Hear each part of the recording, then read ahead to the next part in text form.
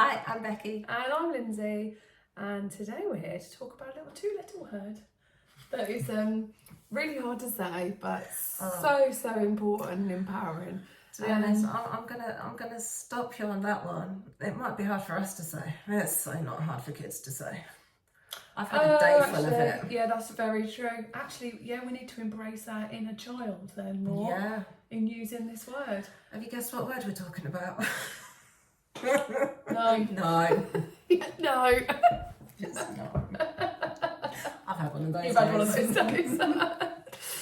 But yeah, so this is going to be interesting. So we can talk about this two-letter word in two ways. One, for self-protection, for empowerment, for you, to help you in your journey, whether it be your professional, your creative, your personal, and your work, anything like that. And then we'll flip it and talk about the use of the word of no when others use it towards you and what it really means, and looking at overcoming the objections as well to know. So we'll do like a two-part. I feel like we've got an expo in the room today. So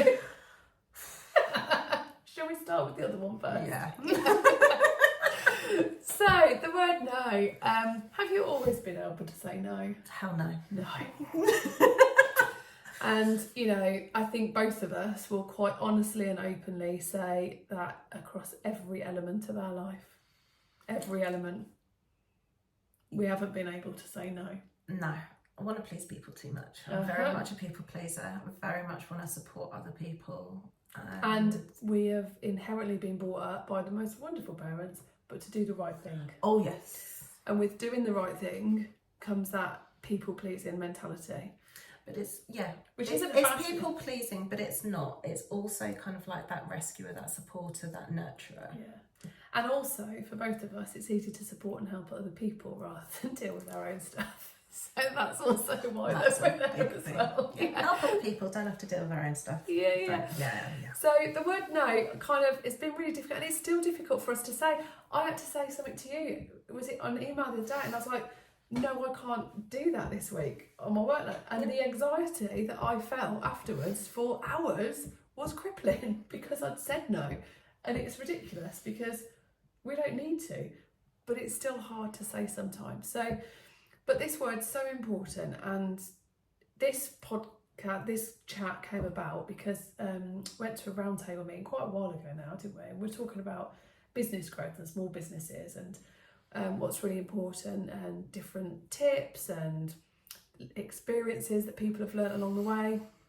And we talked about the idea that when you're starting up in business, there is that element to be chasing every opportunity, to be taking every little bit of work to make ends meet, to make it a success. But at what expense is that success coming?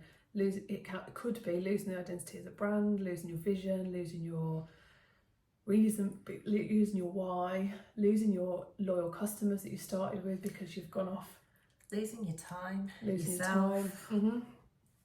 The list is endless, isn't it? It goes on and on. So then we talked about the power of no and saying no. It's okay to say no, that doesn't fit in with where we're going, or do you know what, that's a great opportunity but not right now. Yeah.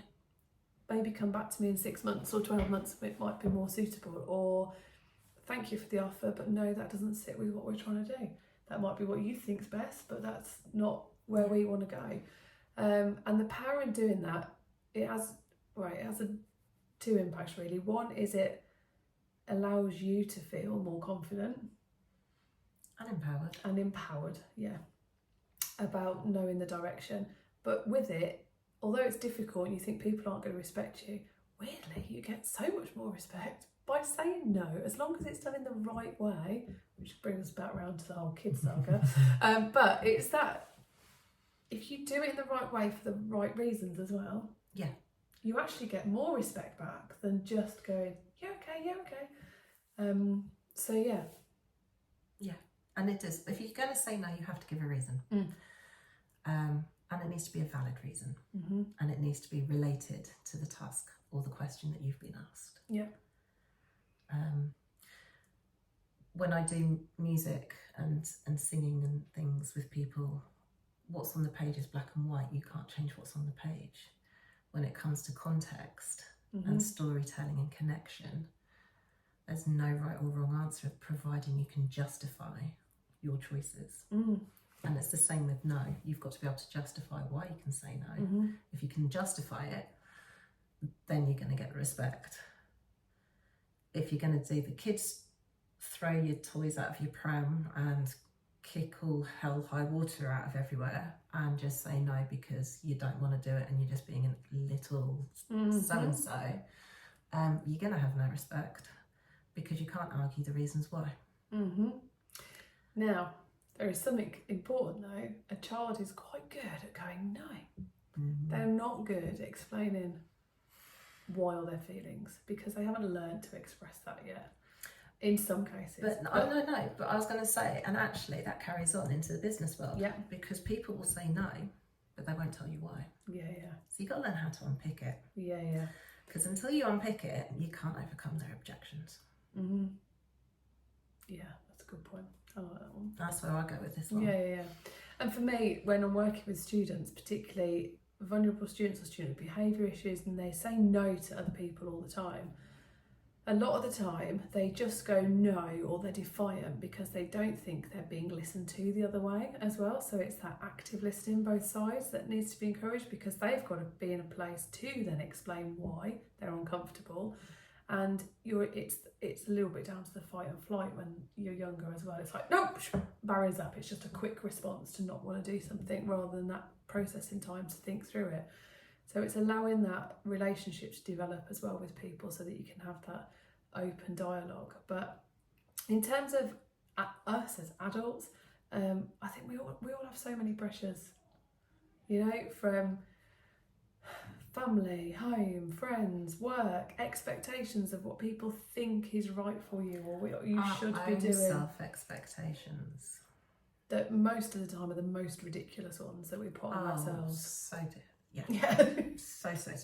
Yeah, they're the most ridiculous ones. And sometimes you have to say no to yourself as well and go, no, enough. Like, park it, draw the line. And I know I've done that to myself. I know you do it as well, don't you? We have those internal dialogues. Yeah. And it's going, no, enough. Because this is not good for you anymore. So yeah, it's a powerful word. It's a hard word. So how did you... Can you remember, like, when you first used the word no? Can you remember when you did it in a way that you felt then empowered rather than in a defensive way? No. No? I really can't. Actually, I can.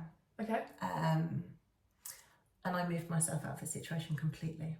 I moved from a city back to a town, and I removed myself from the situation. I turned around and went, no, this is not healthy for me. This is not good for me. So I said, no, enough is enough. And how did you feel? Scared. So scared. But it was the best thing I could have ever done. If I stayed there, And it's that. Where I'd be today. But did you get that adrenaline rush from it as well? You said no, and although it's scared, there's an adrenaline to go, No, I didn't have that. So I didn't get that. No. So I got the complete blood drained out of face, almost ready to collapse because it was too scary, and I went into shutdown. That's where I went with my first ever proper no. Yeah. And that is what can happen. Yeah. But you're glad you did it though. So glad I did it. Yeah. And I think for me, I remember my first proper no was where, in a different world, I'd have taken the opportunity that was offered, and in some respects it was the perfect opportunity on the table, but I was in a place to go, in the ideal world that is what I would want, but no, it's not right for me. That the opportunity was better for other people around them. And I do remember I had an element of when I said no, I felt strong for about 30 seconds and then went into, should I have done that? Should I have done that? And then I went into the overthinking thing and going, should I, whatever. But then I was like, no, I've made the decision and I'm going to stick by it. And then it's my choice, because I've not got the power, I don't like that word, but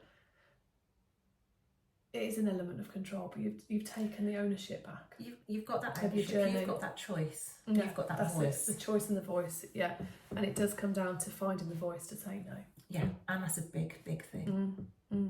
But when you do it, it's amazing, and it doesn't matter if it's personal, business, or whatever aspect of your life, as long as you can justify it. Yeah. You have to know what your justification is for it. Yeah. So we're going to hear lots of people going, well, Becky and Lindsay told us to say no now. It's going to come back to us, the thing. Or equally, you might have somebody at home that just wants a little bit of support in finding their voice and how to do it. And, you know, we are more than happy to guide and help and support. We have a lot of fun doing it with a lot of people in lots of different settings every single day. And, you know, it's a never evolving thing. And we're so passionate about it because we know how hard it is ourselves. And I think that's why we're passionate about people having a voice to say yes, no, or I choose, and you know, because we've been there and we know what it's like to not have that voice and to find our own voices. So yeah, have a go at using that two-letter word and say no. Have a go and see how you feel. If you want to chat and coffee about it, get in touch. All right, see you next time.